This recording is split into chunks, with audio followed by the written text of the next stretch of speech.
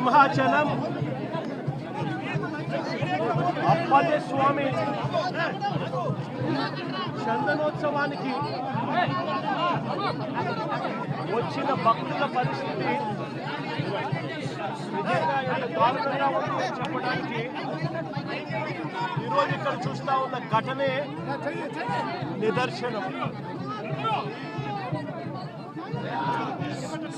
దాదాపుగా 6 మంది చనిపోవడం జరిగింది.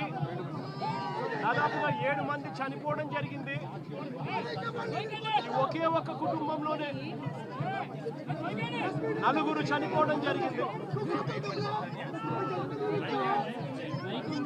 ఇంకా కొంతమందికి గాయాలు కూడా అయ్యాయి. నేను అడుగుతా ఉన్నాను ఒకటి,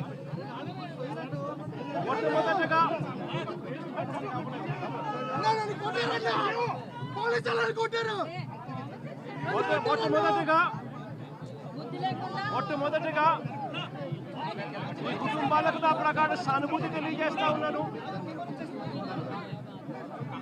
చనిపోయిన వారికి, వారి కుటుంబాలకు మంచి జరగాలని, వారి ఆత్మ చనిపోయిన వారి ఆత్మలకు శాంతి రావాలని దేవుణ్ణి కూడా ప్రార్థిస్తా ఉన్నాను.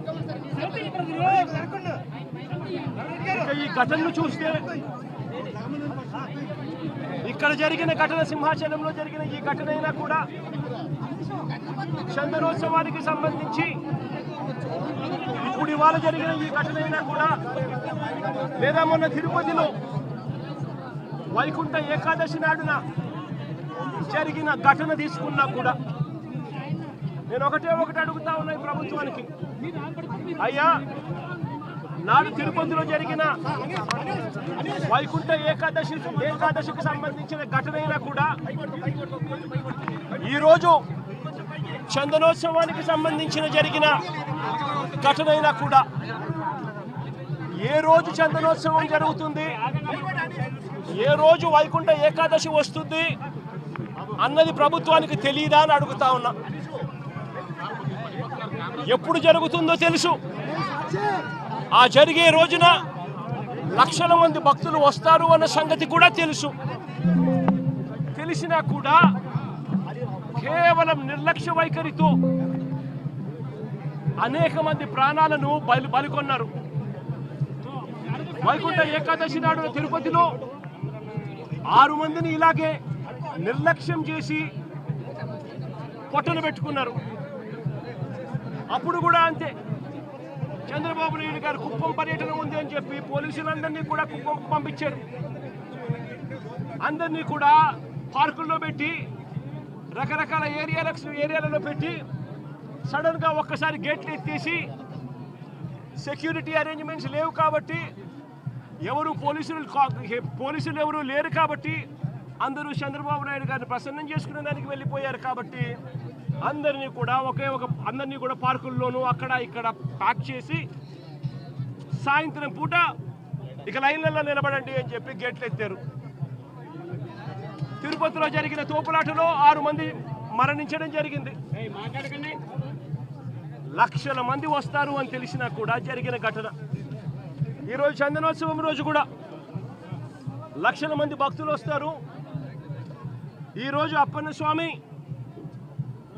నిజ రూపంలో దర్శించుకోవచ్చు అప్పన్న స్వామిని అని లక్షల మంది భక్తులు ఈరోజు వస్తారు అని తెలిసినా కూడా దారుణమైన అరేంజ్మెంట్స్. చాలా మంది చెప్తా ఉన్నారు, కనీసం టెంపరీ టాయిలెట్లు కూడా లేవు, క్యూలలో నిలబడిన వాళ్ళకి నీళ్లు లేవని కూడా చెప్తా ఉన్నారు.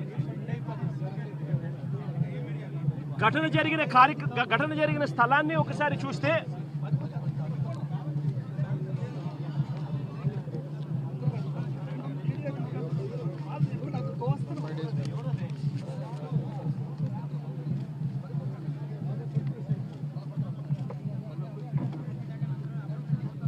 ఆరు రోజుల కిందట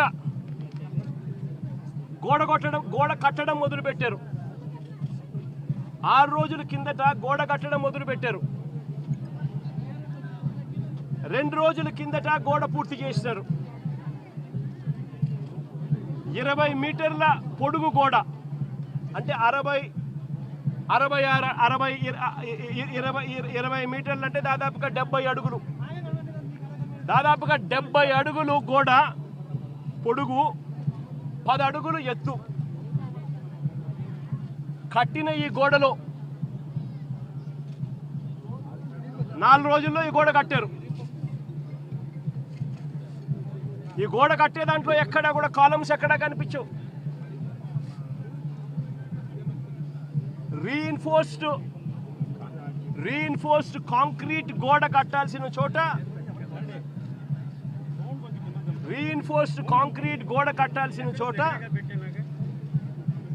కనీసం ఎటువంటి టెండర్లు కూడా పిలవకుండా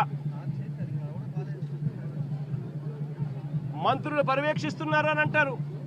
5 మంది కమిటీ సభ్యులు అంటారు, వస్తారు, పర్యవేక్షించినారు, చూసినారు, గోడ కట్టడానికి పర్మిషన్ ఇచ్చినారు. 6 రోజుల్లో గోడ కట్టారు. టెండర్లు కూడా పిలువకోకుండా కట్టేసేయండి అని చెప్పి కట్టేశారు. నేను అడుగుతా ఉన్నా,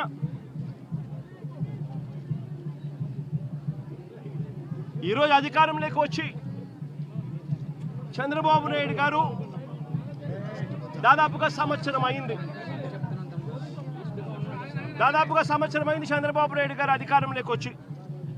నేను అడుగుతా ఉన్నా చంద్రబాబు నాయుడు గారిని, చందనోత్సవం ఎప్పుడు జరుగుతుందో మీకు తెలియదా అని అడుగుతా ఉన్నా.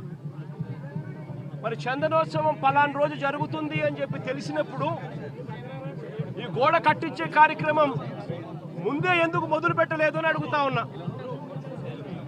ఈ గోడ కట్టించే కార్యక్రమం ముందే ఎందుకు చేయలేదు అని అడుగుతా ఉన్నా. ఇదే పెద్ద మంచి చంద్రబాబు నాయుడు గారిని, ఇదే చంద్రబాబు నాయుడు గారిని అడుగుతా ఉన్నా. ఈ గోడ నిర్మాణం కేవలం 6 రోజుల కిందట మొదలై 2 రోజుల కిందట పూర్తి చేశారు. దీని అర్థం ప్రభుత్వం ఎటువంటి ముందస్తు ఏర్పాట్లు సీరియస్గా తీసుకోలేదు అని చెప్పి నిదర్శనం కాదా అని అడుగుతా ఉన్నా. చివరికి ఈ వర్క్ కనీసం టెండర్లు కూడా పిలవకోకుండా ఇష్టం వచ్చిన వాళ్ళకు వర్క్ ఇచ్చేసి ఇష్టం వచ్చిన పద్ధతిలో కట్టించే కార్యక్రమం చేయడం ధర్మమేనా అని అడుగుతా ఉన్నా. 70 అడుగులు పొడవుతో కట్టే గోడకు, 10 అడుగులు ఎత్తుతో నిర్మించే గోడకు కనీసం కాలములు కూడా పెట్టించే కార్యక్రమం కూడా లేకుండా